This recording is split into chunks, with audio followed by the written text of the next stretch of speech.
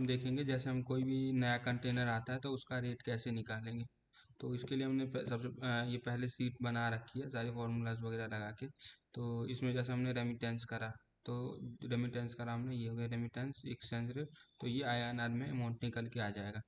तो हमने जैसे दो रेमिटेंस करे, एक एडवांस करा था ये, उसके बाद फिर फाइनल रेमिटेंस करा, दोनों का ये इसका एक्सचेंज रेट हो गया, तो ये इसका INR निकल के आ गया। उसके बाद इसमें हमारे क्या क्या खर्चा लगे, जैसे होता है सी लैंड के बिल आते हैं, उसका हमने कर लिया। जैसे फ्रेट हो गया सी हॉर्स का, वो ऐड कर लिया। फिर ट्रांसपोर्टेशन ऐड कर लिया। जो ड्यूटी सोशल वेलफेयर हम कंटेनर का पे करते हैं, सारी चीज़ें इसमें ऐड कर लेंगे। जो उसके बाद लोडिंग वगैरह जो भी होता है, कौन कोर का होता है, सारी चीज़ें ऐड करने के बाद दिया जाएगा हमारा टोटल अमाउंट।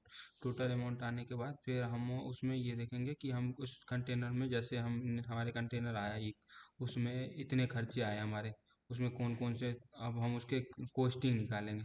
अब जैसे उसमें आ रहा है जो भी आइटम आ रहा है उसका कोस्ट निकालना। तो कोस्ट निकालने के लिए हम क्या करेंगे, सबसे पहले ये 2x2 का जैसे टेंट है उसकी USD प्राइस ये है, तो उसकी कोस्टिंग हो गई ये। क्वांटिटी ये हमने फॉर्मूला लगा दिया।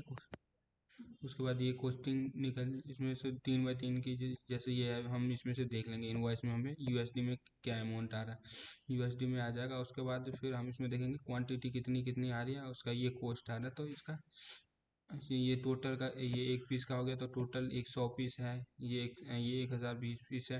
तो इसका टोटल कॉस्टिंग USD में ये हो गया। तो उसके बाद USD, इसके बाद हम इसको INR में निकाल लेंगे, जो भी होता है एक्सचेंज रेट करके INR में हमारा कितना आ रहा है। तो उसके बाद दोनों का जब हम फीड कर देंगे अमाउंट, तो जो हमारा ये होगा खर्चा वाला और जो ये हमारा आ रहा है, ये दोनों जीरो होना चाहिए। तो जैसे अभी हमारा जीरो आ रहा है तो ये ओके है। तो ये हमारा निकल के आ गया एक INR में एक पीस का। अब जैसे 2x2 का है, 2110 रुपये है एक पीस का रेट। और ये जैसे 3x3 का है, ये एक पीस का रेट हो गया 2363 रुपये।